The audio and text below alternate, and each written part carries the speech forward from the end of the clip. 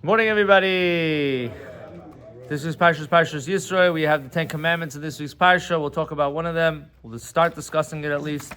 One of the 10 Commandments is Lo Yisave. Do not be jealous. Do not go after something that belongs to somebody else. What does that mean? So there's two words. It says Lo Sachmoid, Lo Yisave. The Sachmoid is telling you that you're not allowed to pressure somebody to sell it to you. Let's say somebody has something and you want it.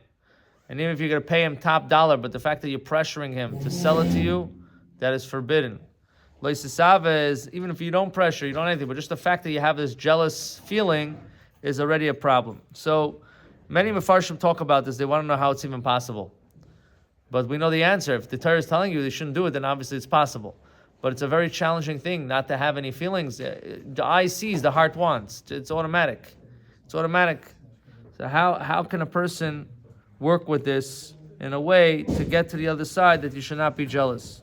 So one of the famous answers for this is that you have to see, based on the pasuk, V'lo yisave, it says, Kol asher l'reacha, everything that is to your friend. What does that mean? A lot of times, person has something that you want, and you become all jealous to the point that you forget everything you have. Whatever you have is not worth anything. Person is married, the person has kids, the person has parnasa, you have a house over your head, you have stuff. It's not like you don't have stuff. That person has something that you want, big deal. But the person gets so lost in what they want that they almost forget. They pretty much forget everything they have. So the first thing is to remember v'choil asher l'reacha. It's a secondary way to look at it, but it's also a good way.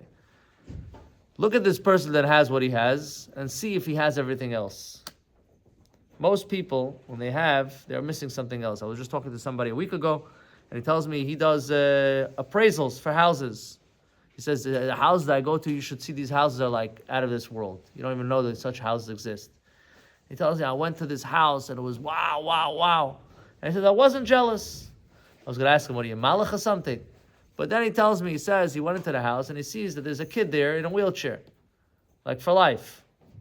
He's like, what's this whole house worth? He says, you think these people are not willing to give up their house for their kid?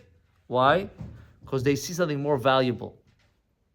It's not that they would give it up, but now after the situation, they would give it up. Why? Because they see something more valuable. So in our lives, we have to also see that. You have to see something more valuable in general. What is that? You see that if you have life and you could do what you can do, so everything else is secondary. That's one way of looking at it. Another thing is, you could be jealous of someone's, there's a famous saying, you could be jealous of someone's glasses, but you're not jealous of their lenses. You don't want the other person's lenses because it's not going to work for you. It's not going to work for you. So we have to see that whatever that person has, that's their avodah. That's good for them. What you have is what you need to accomplish, what you need to accomplish. So the idea is, to get to the bottom line, how to walk away with something, is to understand that the most important thing in life is to accomplish and to get to the other side. And whatever you have, it's like a soldier. One soldier is driving a tank, the other one's driving a Jeep. So you could say the tank is better. Why? Because the tank is covered. It's not so hot, it's not so cold. But the tank, that's his job, to get the tank. And you're the Jeep, because you have to do another part of the war. Everybody has a part that they have to accomplish in life.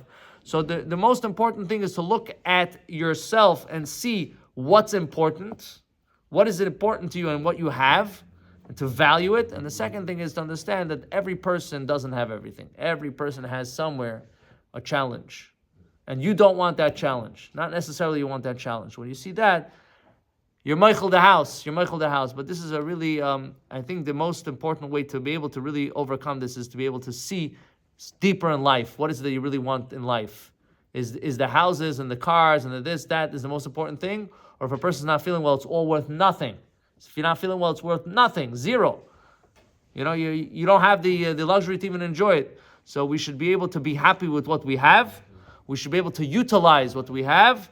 We should be able to be happy for somebody else, that they should be matzliach with what they have to accomplish what they need to accomplish in their life.